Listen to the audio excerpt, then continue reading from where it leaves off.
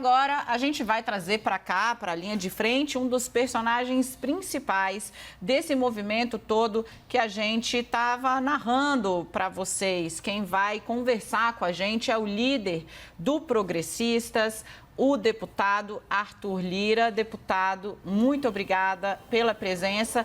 Desde já eu vou fazer um agradecimento mais amplo, porque nós deveríamos ter conversado ontem. A programação inteira mudou por conta dos protestos nos Estados Unidos, em outros países da Europa. Agradeço a compreensão e a disposição de falar com o nosso telespectador nesta quarta-feira. O senhor me ouve bem? Ouço bem, Dani. Perfeito. Bem. Conta pra gente um pouco, a gente estava falando aqui, acho que o senhor estava acompanhando, sobre esse movimento do governo agora, depois de uma semana muito tensa, de tentar baixar um pouco a temperatura com os outros poderes. Ontem, a nossa repórter Bárbara Baião disse que nos corredores os colegas estão chamando o senhor de 04, dada a atuação incisiva para tentar evitar derrotas do governo, fazendo um paralelo com os filhos do presidente. Eu gostaria que o senhor explicasse um pouco como é que está esse processo de acalmar ânimos na Câmara e se já vê uma melhora na relação do presidente Jair Bolsonaro com o Congresso. Olha, em primeiro lugar, todo o nosso esforço dos partidos de centro são para que a gente consiga trazer para o Brasil, trazer para a Brasília, principalmente, e aqui na Praça dos Três Poderes, tranquilidade, previsibilidade e potencialidade nos trabalhos. O Brasil precisa, nós estamos atravessando e cansados de dizer já um momento muito delicado de pandemia na saúde, que vai trazer efeitos econômicos sérios, que precisa sempre da nossa coerência, do nosso equilíbrio, do apoio dos partidos que sempre fizeram isso ao longo de um tempo, ao longo de governos, né? Os partidos de centro na casa sempre foram aqueles responsáveis, Jane, pelo equilíbrio institucional, pelo respeito à Constituição, pelas votações das matérias tanto econômicas como sociais de muita importância para o país. E é isso que essa aproximação vai fazer. Vai dar uma tranquilidade para o governo de ter uma defesa mais equilibrada na pauta desta casa, com um acerto antecipado e discutido dos projetos com oposição, com o governo, com o centro, com a direita, para que os textos cheguem equilibrados ao plenário desta casa e que, sem aquelas obstruções que não levam a nada, que cansam as sessões virtuais nesse período, nós consigamos trazer para o Brasil um acolhimento de assuntos que são realmente importantes para esse momento, tanto no combate à pandemia como para a sua economia. Nós precisamos começar já, desde já, a pensar e a asfaltar a saída do Brasil para o momento da pós-crise na saúde. Deputado, aqui é o Evandro Cini falando com o senhor, muito bem-vindo. Alguns críticos apontam que a aproximação do governo federal com partidos é muito comum na política. Outros dizem que não passaria de toma lá da cá, que foi muito criticada pelo presidente Jair Bolsonaro durante a campanha eleitoral. Eu gostaria de saber como que o senhor avalia esses discursos divergentes entre essa aproximação. Bom, Evandro, elas são momentos e situações e ocasiões. Nesse momento todo, a gente tem dificuldades de que esse discurso nosso, que sempre foi de estabilidade, e se você me permitir aqui, de alguns setores da mídia que tentam vender na realidade o que não, na verdade não é. Governo de coalizão é uma coisa, responsabilidade de participação em governos, ela é extremamente comum no Brasil e no mundo. Você tem partidos que participam a nível de governos estaduais, a nível de governo federal, a nível de governos municipais, de uma maneira muito tranquila. Mas como nós chegamos num momento de muita turbulência, foi absolutamente natural que parte da mídia tentasse vender a impressão de que os partidos estavam tentando isolar o presidente Rodrigo Maia, de que a gente estava deliberadamente soltando candidatura A ou B a uma sucessão com um ano de antecedência e o famoso toma lá da cá. Os cargos, é importante que se digam, já existem. Não foi criado um cargo novo na estrutura do governo federal. Os partidos que já ocupavam, uns ocupavam, outros não. A gente pode citar aqui com muita tranquilidade que o DEM tinha indicado o Ministério da Saúde, o Ministério da Casa Civil e o Ministério da Agricultura. E tinha mais as duas presidências da Casa. Os outros partidos não, os outros partidos de centro sempre estiveram juntos, sempre participaram com muita lealdade das pautas que interessam ao governo. E essa imputação simplesmente do toma lá da cá, ela é muito injusta. Os partidos de centro, se a gente fizer um histórico, Evandro, desde o governo de Fernando Henrique Cardoso, um sociólogo respeitado, diplomático, que os partidos de centro, no momento desfavorável, apoiaram a reforma da Previdência, apoiaram também no governo Lula, apoiaram em momentos desfavoráveis também no governo Dilma. Apoiamos os partidos de centro, por exemplo, a Previdência, no momento desfavorável no governo Temer e apoiamos também no momento favorável no governo Bolsonaro. Então, apoiamos a reforma de Previdência, estamos trabalhando a tributária, sempre votamos aqui matérias com responsabilidades, como PEC de teto, teto de gasto, lei de responsabilidade fiscal. Sempre foram matérias que tiveram grande apoio dos partidos de centro. De uma hora para outra, por tentar se dar uma estabilidade a um país que sofre numa pandemia, com as mortes diárias, porque às vezes o 2%, o 3% do total de mortes de uma pandemia vira 100% quando a pessoa é próxima, quando é um familiar, quando é um pai, quando é uma mãe, quando é um filho, quando é um irmão. E isso todos nós temos que ter sensibilidade e despolitizar, nesse momento, esta crise. Essa crise na saúde, ela não pode ser politizada. Eu faço aquilo porque você não faz porque eu vou fazer. Você tem que fazer aquilo, senão eu faço. Nenhum governo aguenta, nenhum parlamento aguenta, nenhum sistema jurídico aguenta. Isso é que os partidos de centro pregam.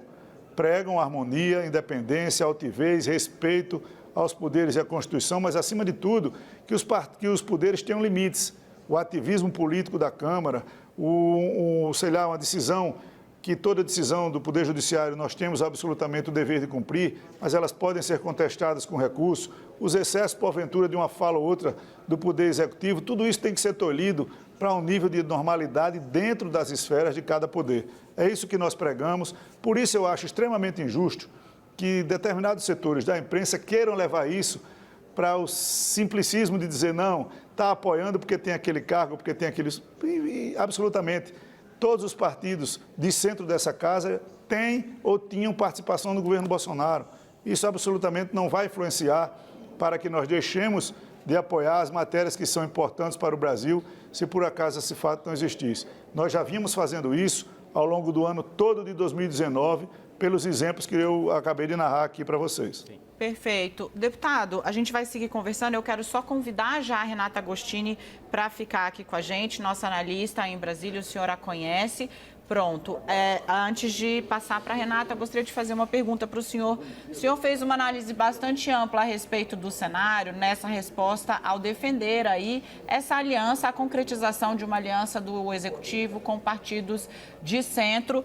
Perfeito. E citou aí a tensão institucional.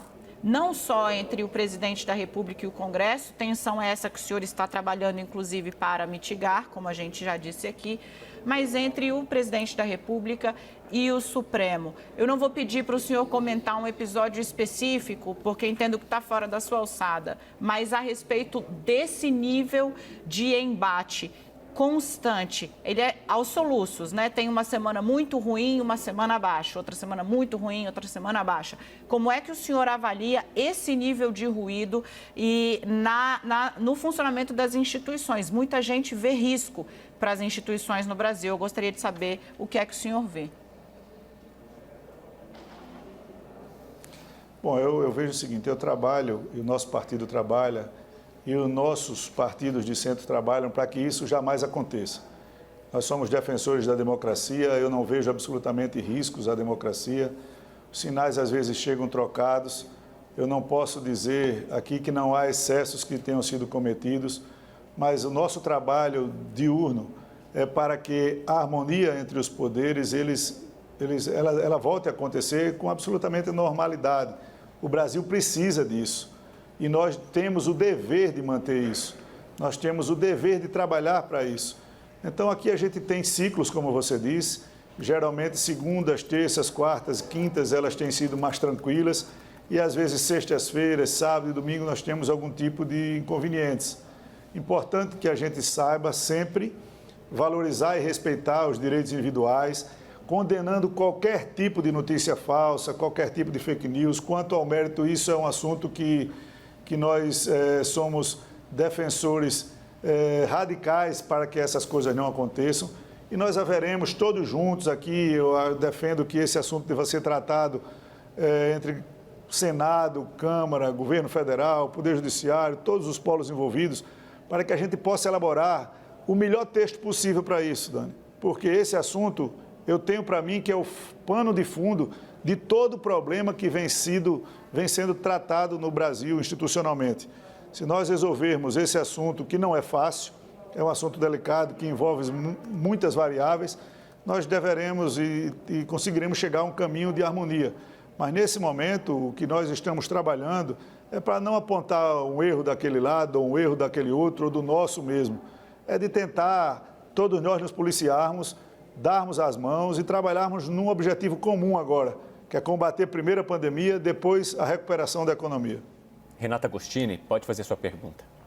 Líder, boa tarde. O senhor fez há pouco uma defesa da participação desses partidos de centro no governo, disse que é natural que haja essa atuação em conjunto, uma vez que esses partidos estão apoiando a agenda do governo.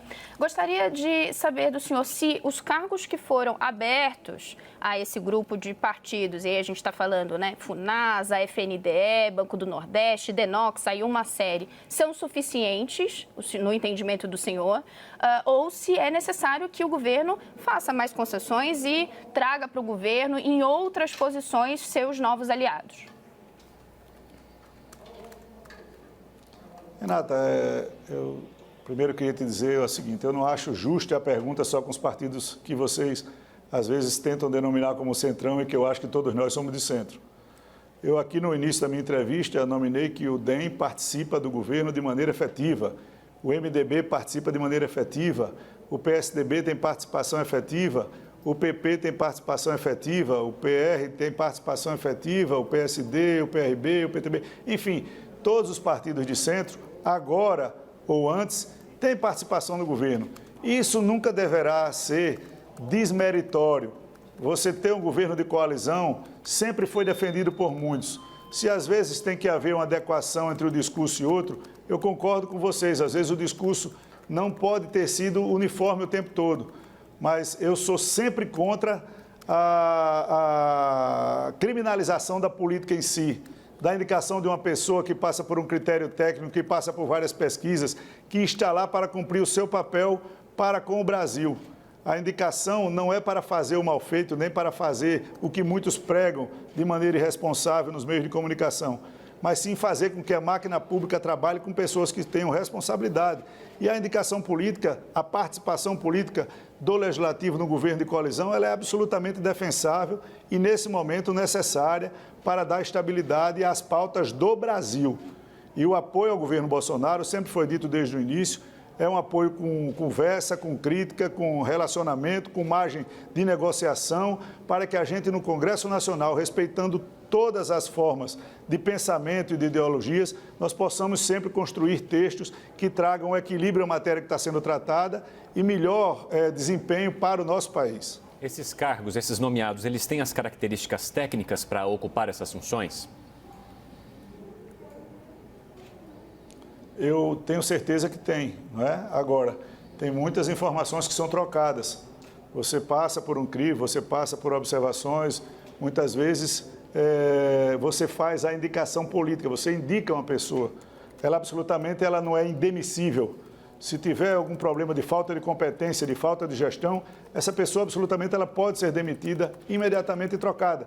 Não há nenhum tipo de problema com relação a isso. O governo tem os mecanismos necessários para fazer uma avaliação sobre qualquer cargo que venha a ser indicado. É absolutamente normal. Hoje mesmo vinha uma matéria aí que trazia que o partido, um outro, mantinha o espaço no governo do governador Witzel, mesmo com todas as suspeitas de corrupção. Poxa, a gente não pode pré-julgar ninguém, não pode dizer que o governador cometeu nenhum ato de indignidade porque foi aberto um procedimento, porque teve uma busca e apreensão por causa de uma delação. Nós já tivemos aqui, com relação a delações, muitas injustiças que já foram corrigidas. E assim a gente não vê críticas. Então, a participação no governo com cargos indicados é inerente a todos os partidos da base. e serão e foram assim quando o governo foi de esquerda. O PT, o PCdoB, o PDT, o PSB, todos tinham participação no governo do PT. É normal, essa relação ela não pode e não deve ser criminalizada. Vocês têm que nos julgar aos partidos pelo que nós votamos, como nós nos posicionamos, o que nós defendemos, o que nós tratamos dentro do plenário, nas comissões, no aspecto interno do Congresso Nacional. E eu acho que nós estamos fazendo, de hoje não, de há muito tempo, tanto é que há bem pouco tempo atrás, todos nós éramos chamados de partidos de centro. Partidos de centro. Quando nós votamos e votaremos as reformas, quando nós votamos e votaremos temas difíceis, árduos, mas sempre de interesse do desenvolvimento do país. Líder, eu agradeço muitíssimo a disposição do senhor de conversar com a gente. Esse é o deputado Arthur Lira. Ele tangenciou aí o assunto, despistou, mas é um dos nomes que está, assim, cotado sempre, desde sempre, para presidir a Câmara dos Deputados. Desejo muita sorte ao senhor no trabalho de distensionamento das instituições, porque pode ter certeza tá ali também, que é árduo. Renata Rio, a gente se despede, fica aqui a porta aberta. É sempre um prazer conversar sobre política com o senhor no 360. Muito obrigado à oportunidade e a vocês todos. Eu espero ter contribuído, esclarecido um pouco da relação como nós pensamos, o que nós agimos e o que nós fazemos.